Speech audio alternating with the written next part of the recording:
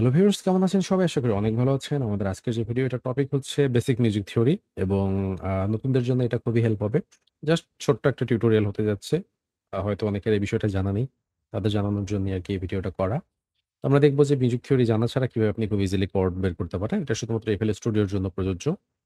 Let's see চলে যাই। প্রথমত আমি এখানে অ্যানালগ ল্যাব নিয়েছি। অ্যানালগ ল্যাবের একটা পিয়ানো বোঝার সুবিধার্থে আরকি, হ্যাঁ? আমরা একটু পিয়ানো রোলে যাই।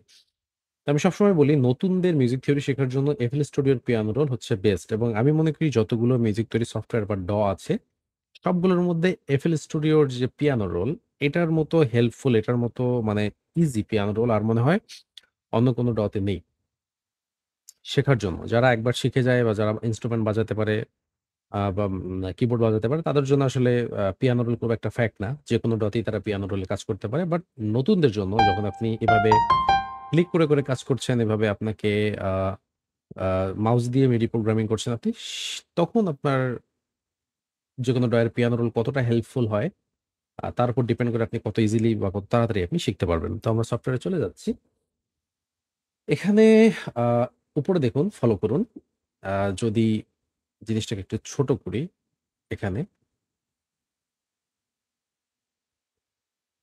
এটাকে একটু এভাবে দেখাই।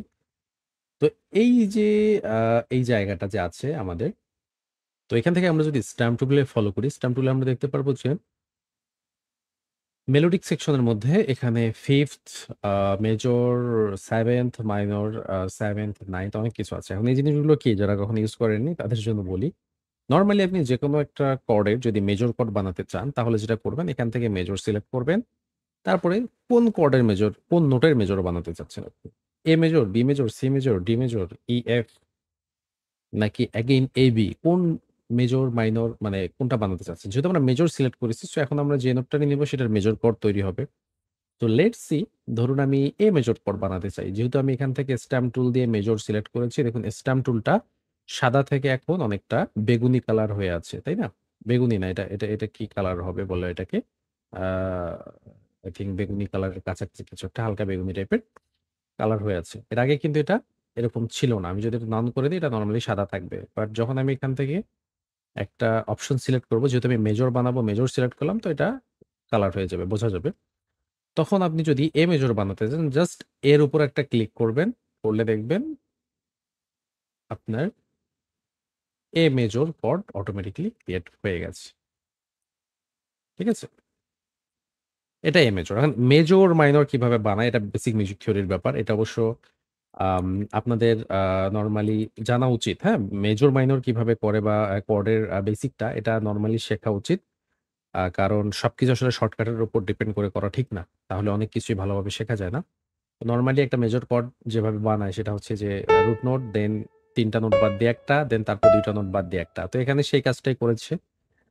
এখানে একদম যারা নতুন আছেন হয়তো মেজর মাইনর হয়তো বুঝতে হঠাৎ করে সমস্যা হতে পারে। তাহলে আপনি এই অপশনটা ইউজ করে কনফার্ম ভাবে আপনি চেক করতে পারেন যে আসলে আপনার মেজর মাইনর ঠিকঠাক আছে কিনা। এখন আমি ধরেন ডি মেজর বানাই, ডি মেজর। এখন এখানে একটা অপশন কি যখন আপনি এটা সিলেক্ট করে একটা মেজর বা মাইনর কর্ড বানাবেন, ক্লিক করবেন, করা মাত্রই কিন্তু ওই অপশনটা আবার রিসেট হয়ে সাদা হয়ে যাবে। তার মানে এক ক্লিকে শুধুমাত্র একটা কর্ডই বানাতে পারবেন। দেন পরের ক্লিকে আরেকটা কর্ড। আপনার যদি এখন আরেকটা কর্ড বানানোর প্রয়োজন হয়, আপনি এভাবে মেজর মাইনর করে সাপোজ আমি আ মাইনর ক্লিক করি, মাইনর। একটা মাইনর আমি এখান থেকে নেই, বি মাইনর। ক্লিক করলে দেখুন মাইনর কর্ড হয়ে গেল। তো একটা ক্লিকে এখান থেকে একটা অপশন সিলেক্টে একবার একটা কর্ড বানাতে পারবেন আপনি। দেন আবার ওটা রিসেট হয়ে যাবে। আবার বানাতে চাইলে আবার আপনাকে ক্লিক করে আবার একটা বানাতে হবে। ঠিক এইভাবে প্রসেস ফলো করে আরকি এই জিনিসটা কাজ করে। ঠিক আছে? এখন এখানে দেখুন এখানে কিছু অ্যাডভান্স কর্ড প্রোগ্রেশন আছে। যেমন আমরা যদি ফলো করি এখানে 5th, 9th, 7th কর্ড আছে যেগুলো আসলে অ্যাডভান্স মিউজিক থিওরিতে আ খুবই প্রয়োজন। অনেক সময় এগুলো নিয়ে অনেক সময় বলতে কি হয়, প্রায় মেক্সিমাম মিউজিক কম্পোজার যারা মোটামুটি একটু মিউজিক থিওরি বা এই ধরনের কাজ করে তারা 7, 9 কর্ড ইউজ করে। ঠিক আছে? খুব কমই বেসিক ট্রায়াড ইউজ করে। বেসিক ট্রায়াড শুধুমাত্র যারা প্রাথমিক অবস্থায় নতুন আছে বা ইন্টারমিডিয়েট লেভেল আছে তারা বেসিক ট্রায়াডটা নিয়ে বেশি কাজ করে। বাট আপনি 7th, 9th, 11th cord use করলে কর্ডের যে একটা মজা সেটা আসলে দেন তখন বোঝা যায়। তো 7 কর্ড বানানোর নিয়ম যেটা, এটা হচ্ছে 7 কর্ড। দেন হচ্ছে এটা হচ্ছে মাইনর 9th এ যদি বানাতে চাই যে মাইনর 9th কর্ড, ঠিক আছে? তো আমরা এটা একটু প্লে করে শুনি। এ মেজর কর্ডের সাউন্ড কিরকম? এরকম। D major, C minor, E major 7th, C minor কত ছিল ওটা? 9th না 11th ছিল? আচ্ছা, সি মাইনর 9th।